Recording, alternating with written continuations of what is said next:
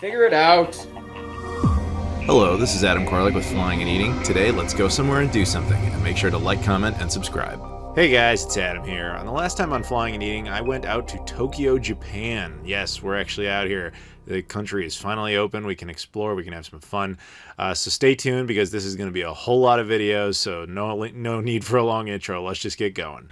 So when you get here and you're thinking there might be some sort of language issues, I mean, those will arise, but one thing you don't have to worry about that you might think you do is transportation. As I mentioned, you should always take trains everywhere.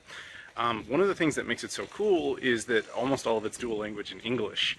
And the reason for that is actually kind of fascinating.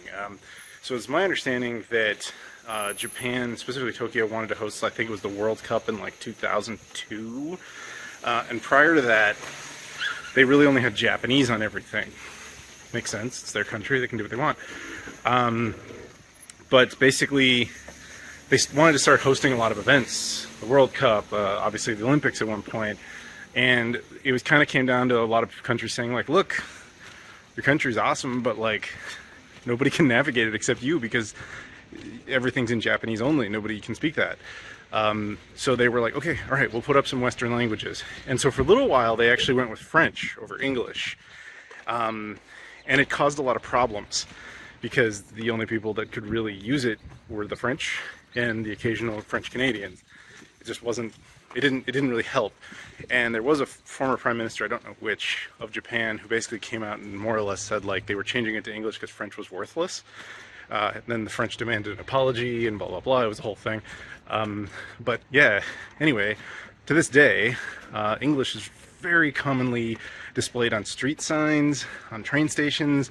As I said, when you ride in the train, it'll cycle through languages. It says everything like, hey, this is your next stop or whatever. It'll say it in Japanese, usually Korean, but also English. So here is something I need to explain to everybody out there. What you're seeing here is a thing that says Japan tax-free shop right there. Keep an eye out for this because what this basically means is any store that has this, and often it won't be this giant banner, it'll be like a smaller thing inside the store. If they have that, if you are not from Japan, you're basically an eligible tourist, you don't have to pay sales tax and anything in there. Now typically that can change from place to place. Usually you have to spend 5,000 yen or more, but if you do that, when you get to the register, assuming it actually is one of the places that says it does Japan tax-free shopping, assuming they do it, and assuming you spend over the minimum, you basically just usually have a thing you can point at it and say like tax-free or whatever, and then they have to sit there and fill out a whole bunch of paperwork, but they'll do it. Usually what happens after that is you still pay the full amount on your credit card or whatever, and then they'll give you cash back in the form of the tax.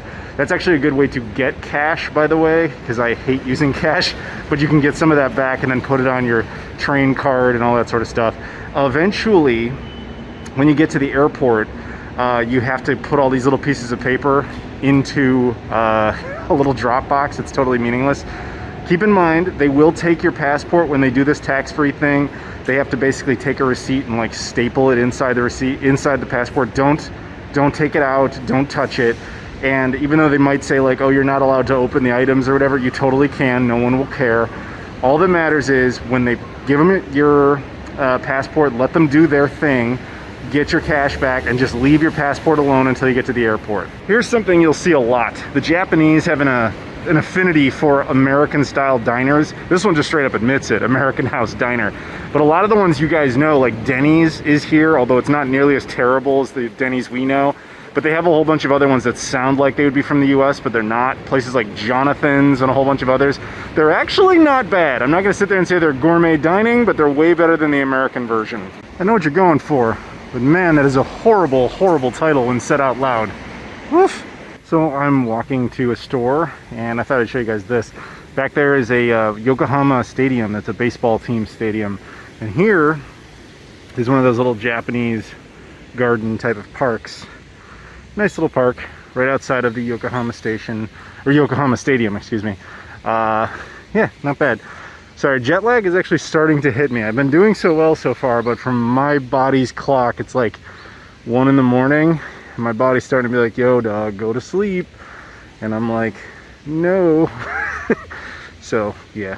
So here we have a Japanese KFC, specifically it's right over there. Now, I thought I'd talk to you a minute about this because there's this stereotype that in Japan, KFC is stupid popular, and it is completely true.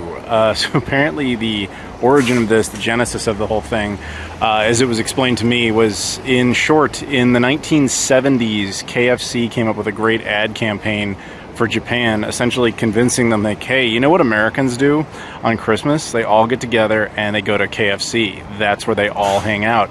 So KFC in Japan makes like a stupid percentage of its money like every year on just Christmas Day from Japanese people going nuts and going to KFCs.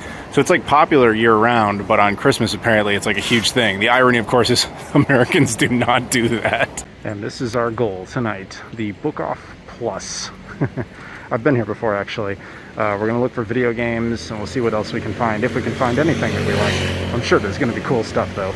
So I actually did get something, a game that's very rare and would have been cheap had the yen normally been what it is, but with the crash, man, did I save some money. One thing I noticed, though, plus that place was one of the ones that did tax-free. Man, was that helpful. And they've kind of updated that process to make it their lives easier. So what they do now is they have this app, which makes sense. You notice it when you come to Japan. If you look at your stamp, it's actually got a QR code on it. They've had that for years, but they didn't really seem to ever use it much. Now they have an app where they scan the QR code and then they just fill out some stuff digitally, and then you're done. Much easier for everybody. And the discount was instantaneous. Rather than like I pay the whole thing and they hand me cash back, they just did the discount, so I just paid the actual total. It's great. I decided to stop at a Lawson, which is another convenience store. I also saw this, an active payphone, but that's actually not why I'm here. I got these, a grape tea, don't know, intrigued me, and then Tropicana is of course a brand here, Tropicana. But this is the peach blend. Looks more interesting than the stuff we get. So it's got peach, it's got apple, it's got banana, it's got pomegranate. This just, I don't know, called to me. It was a craving, and this just looked cool. So this shouldn't be too surprising, but this is really, really good. Man, I'm glad I bought this. Now you notice this is called grape.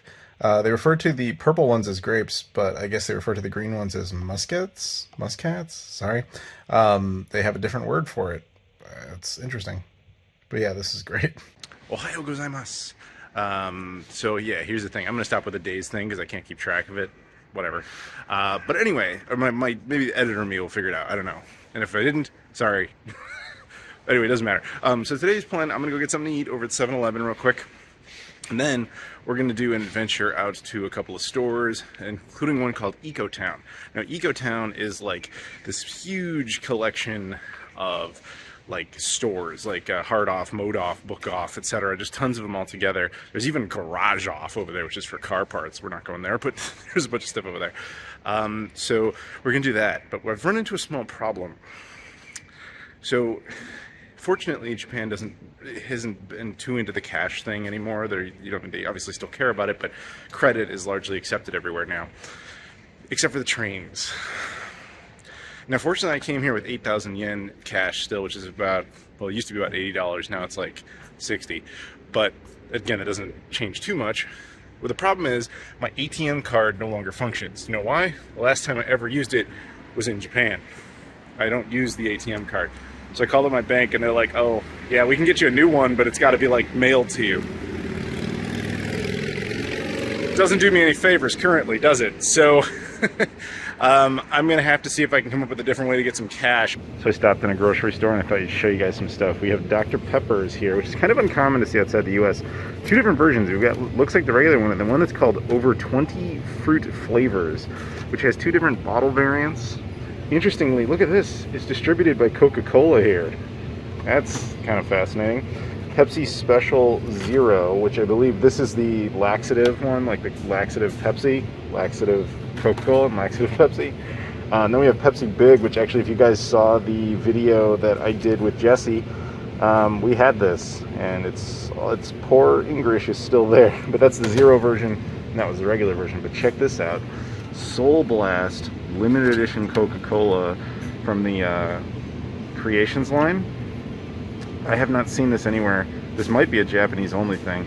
So here's what I ended up getting. I got that Soul Blast Coca-Cola. I'll let you guys know how that goes. Even though it's 0 sugar, it's probably not very good, but I wanted to try it. The other thing I got is this. This is, I actually forget the term for these, but this is chicken nanban flavor. Basically, it's like sushi. It's full of rice, it's got seaweed wrap, and in this case, it's got chicken nanban. And so, yeah, we're just gonna eat this. This is something to hold me over till we get to, like, I'm gonna say real food. I'm gonna take you guys to another fast food place I like. I know that's against my rules, but it's a little different here. I want to show you guys some of the places you can eat on a budget here. Food's not that expensive in Japan in general. I promise you we'll go to nicer places later, but for now, we're gonna just show you some of the easier places you can jump into. Here we go with this. I was just told by one of the members of my Discord who actually lives here in Japan that he had to flush this down the toilet. Here we go.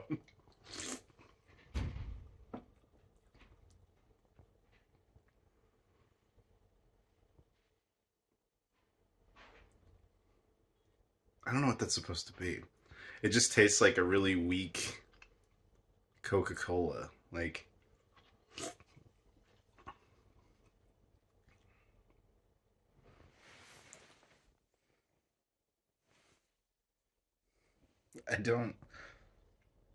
there's nothing special about it. It straight up just tastes like Diet Coke. Yeah, it's Diet Coke. That's all it is. Coke Zero makes sense. But Soul Blade, I'd be lying if I said I noticed anything special about it. Yeah, it tastes like a crappier version of Diet Coke, like a store brand Diet Cola at best. I'm not gonna flush it down the toilet, but I'm not going to continue drinking this. This is just a waste. If you're like, oh man, I'm into Coke and I want to get one, don't. Try a Diet Coke, add some water to it. You just had this. It's not good. So I am now in Hachioji, which is basically Hachioji Station. It's a big station in this area. I'm going to be heading over to this place called Eco Town, as I believe I mentioned before. Anyway, I stopped here not only because it was the closest point to where I wanted to go, but also because there was actually a Starbucks. Now, that might be laughable to a lot of people, but I've talked about this in videos in the past. If you're ever in another country, my fellow Americans, or even if you're not an American, this is just a good piece of advice. I always refer to Starbucks as the U.S. Embassy, because in any country you go into, they'll let you use the bathroom if they have one. They will let you have free water. They will let you charge your phone. They will have free Wi-Fi. It's the most American thing you could possibly do. Plus, the ones in Japan are kind of fun because they have a lot of special drinks. So I got some sort of special strawberry brownie frappuccino thing. There was no brownie in it, but they call it that. And it has like chocolate chunks, like chips, but that are gold. It was really good. It was really, really good. Remember what I told you about Denny's? There it is. Denny's. I would not try it, but I'm told it's a lot better here than it is back in the US. But yeah, no, still Denny's. Probably people out there being like, where are you going? Like, why are you going to all these stores? Why don't you just go to Akihabara? Isn't that where all you nerds like to go? No. Akihabara sucks. Akihabara is for one-time tourist weebs.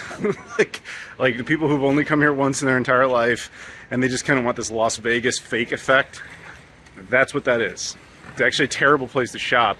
Like, they'll have stuff you want, but they'll charge you a ridiculous premium on it. I don't like that at all. It also is very anime-centric, obviously, and that's not even remotely my thing, so I don't do that.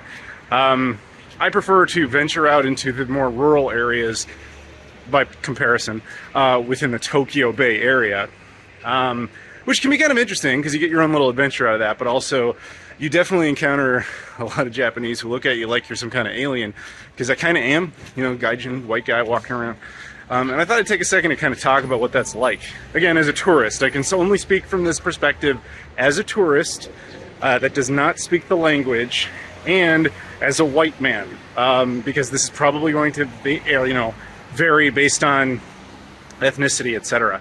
But the way it's always been kind of explained to me is, this might sound bizarre, especially to Americans, but the Japanese are a lot more like us than they are than anybody else. We kind of think of the Europeans as like our direct brothers, like the British in particular, and they are. But culturally, there's a lot of differences between the two.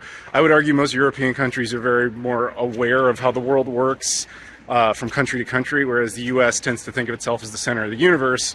And in some regards, that's true, even though we don't like to think about it. The Japanese are the same way. They actually think of themselves as the center of the universe, and they're very rarely interested in what other countries are doing, except for the United States. And the United States is very rarely interested in what other countries are doing, except for a few, such as Japan. We oddly get along because we're both so much the same, even though it doesn't come off like that. The big difference between the two, the biggest one, is really just the language barrier. That's why we typically think of the Europeans as closer, just because they primarily speak English as a general thing. That's not, culturally, it's not exactly the same. That said, when you're wandering around here, as a white man, they're always going to assume you're an American. Always. The way it was explained to me was, if you're not Japanese, you're either, if you're some other kind of Asian, you're Chinese. If you're something else, like white, black, whatever, you're an American, and all the rest of the countries don't exist. It's kind of how it was always portrayed to me.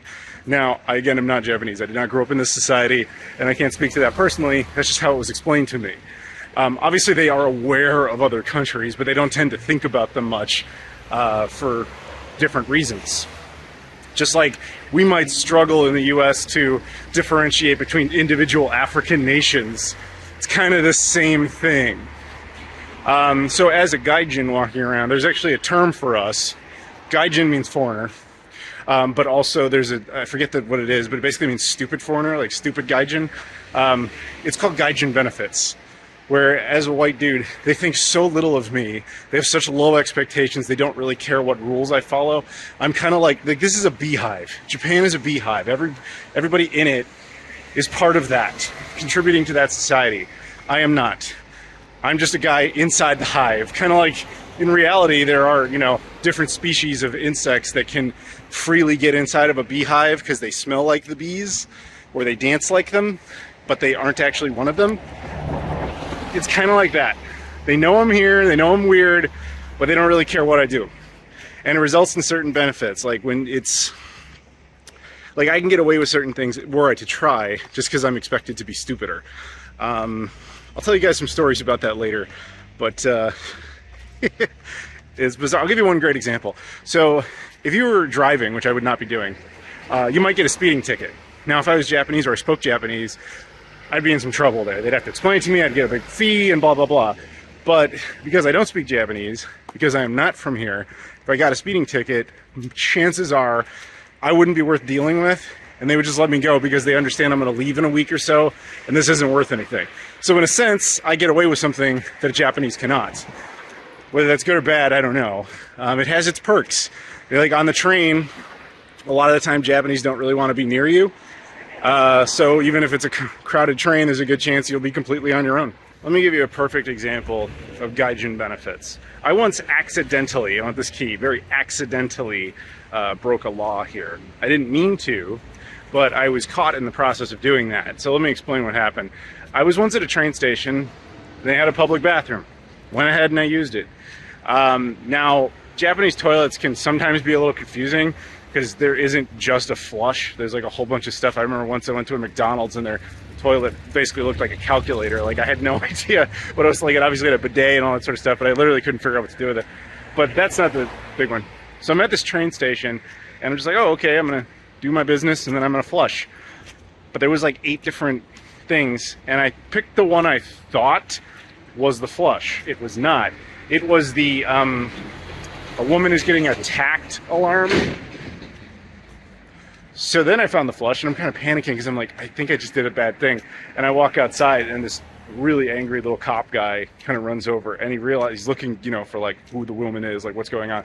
Then he realizes just stupid gaijin, and I apologize profusely. He wouldn't even acknowledge me. He just turns off the alarm and like so angry looking. But that's a perfect example. Technically what I did was illegal, but I'm stupid gaijin. Not worth dealing with. Now, obviously I didn't mean to do that, but it's a perfect example of it. Like you can get away with stuff just because they think so little of you. There are some other downsides, of course. There are places in Japan that will not allow you in for 2 different reasons. One is it's straight up like Japan kind of still tolerates racism to a certain extent. I know it sounds awful, but there's truth in that statement. And not like serious racism or anything, but like, hey, you know, you're white, you're not allowed to live in this neighborhood, or hey, you're not Japanese, you're not allowed in our restaurant. Within the Kansai area, like down in Osaka and all that, and within the Tokyo area, you're very unlikely to run into this, where like a Japanese restaurant just won't let you in because of your ethnicity. More often, if they won't let you in, it's just because you can't speak Japanese and they're just not willing to deal with you. That's different. So like if you're a white dude who speaks Japanese, you'll have no problem. But I've talked to people and met people who live here, other, you know, gaijin living abroad, as it were, and they'll tell you like one of the big problems is like when you're, you know, trying to get a home somewhere, if you're like renting or whatever, you have to tell the guy like what your ethnicity is, and that's a perfectly legitimate reason for them to say, no, I don't allow white people in my neighborhood or whatever. It sounds awful, but it's more of a thing in the rural areas. We are here. This is the big one. It's got everything. The only liquor off I've ever seen, which is a booze store. I know Heart Off is funny, but come on, liquor off? That's amazing. Here we go.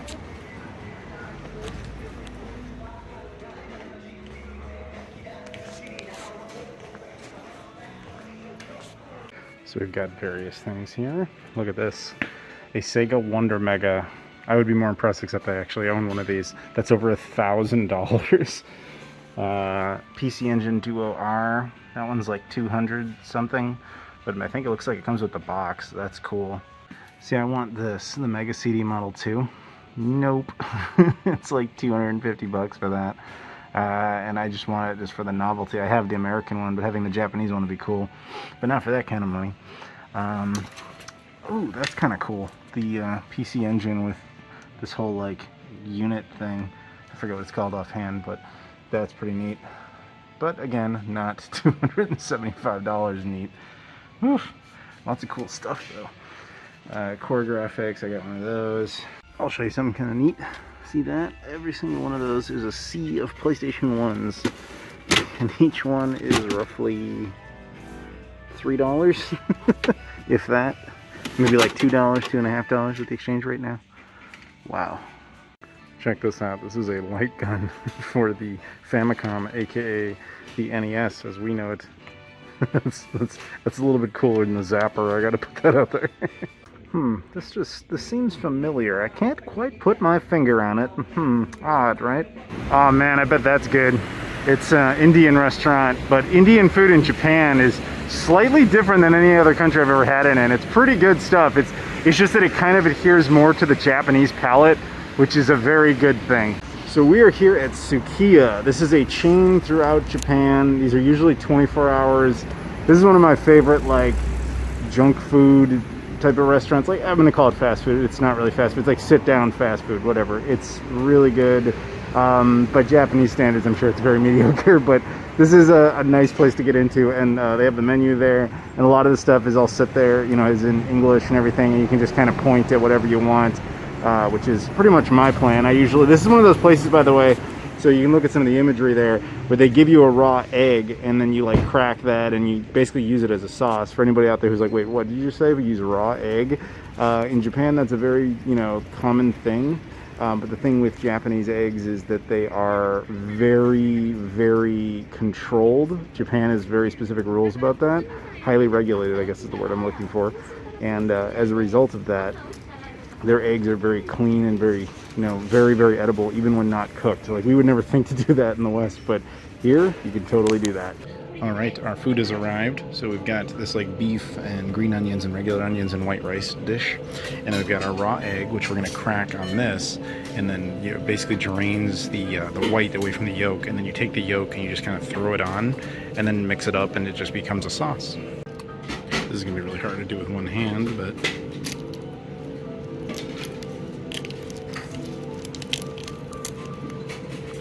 and then you see it just lands like that. And then the whites are draining away. Put the discarded shell over there. And then we take that, let the yolk get away from that part, and then chuck that on there. And then, well, as you can see, it just kind of leaks down, but I'm gonna basically take my chopsticks here and kind of pop it, and then it just becomes a sauce that just spreads all over. It's really good. Yeah, it's obviously like fast food. It's something locals would laugh at, but to me it was really great. Now, I don't doubt you can get like a far superior version of it, but they cater to gaijin. Why not? So I'm currently walking around Yokohama, specifically near the Yokohama station. This area is super touristy.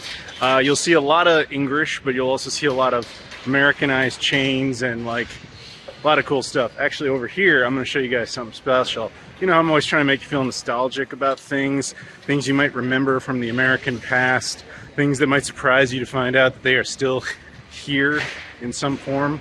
Oh yes, get ready. You're about to see Tower Records is still here.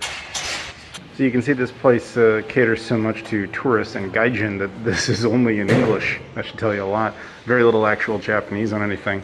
I agree with this. My favorite is going to be Book Off. Although Animate, no way. Screw that. I hate anime. But yeah, Media Stage. We'll check that out real quick just to give you guys some nostalgia berries. So right here we have Bandai Gashapon. This is an entire store of Gashapon toys, aka capsule toys. You know, you just go in, you put in a little bit of money, and you get some sort of random toy. They're going to have a wide variety of different little things. Nothing I really care about, but if you do, this is a thing.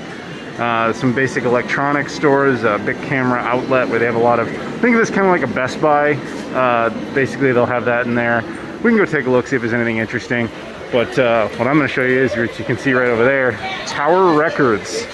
Tower Records, if anybody from the 90s remembers this, this is still a thing in Japan. They sell a lot of music CDs, vinyl, etc. We'll go take a quick look around.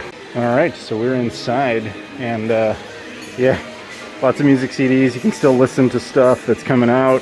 I find this kind of interesting. You have one of the old Tower Records record thing. I don't know what that means, but it clearly is the McDonald's logo upside down, which is pretty cool. They got magazines and yeah, all the, let's say, the anime stuff, for lack of a better way of explaining it. It's funny, some of these places have kind of embraced the fact that they're bizarre. So I don't know if Tower Records does it, but like Hard Off now sells t-shirts of themselves, just like their logo. I'm wondering if Tower Records does, specifically for specifically for people that come, oh, we know we're in the good place, we're in the sexy zone, that's right. Magazines. I mean, these are all like Japanese bands. I'm not going to know any of this stuff. But that, even to be fair, even if they were American bands, I wouldn't know them. I famously don't know music at all. But yeah, I don't know how well anybody out there actually remembers Tower Records. I don't have enough memories of it to be able to be all that nostalgic for it. I just know it was a big deal. Oh, there you go. There's some Elvis. I know Elvis. Even I know who Elvis is. But yeah, it's new vinyl, new music CDs. Some, not so much movies. This is really just music. But yeah, this is, I think this is where all the quote-unquote gaijin music would be. So American stuff, British stuff, what have you, seems to kind of be in this area. And a lot of the stuff that's like down there is going to be all like J-pop and other stuff like that. Ooh, the new Top Gun movie. So they do have some movies, just not a whole lot. But there you go. I hope everybody got a little bit of nostalgia berries. If you want to check out a Tower Records, they still exist at this point in time, in 2022 at the time of recording this. So I just went into Book Off and I got a bunch of cool stuff and no sales tax for me, which was nice. So I got some cool things for much less money. And we're next to an anime store exclusively for Australians. So if you're Australian and you're a weeb, this is for you. And that'll do it for part 2. Thank you so much for watching. Next time, please stay tuned to part 3, where we're going down to Yokosuka, which is a really cool like fusion of American and Japanese culture, because that's where the U.S. Naval Base is. Please, as always, like, comment, and subscribe. Check me out on all the social media stuff in the description: Twitter, Instagram, Facebook, Discord, Patreon, etc. Thank you so much, and I'll see you all later.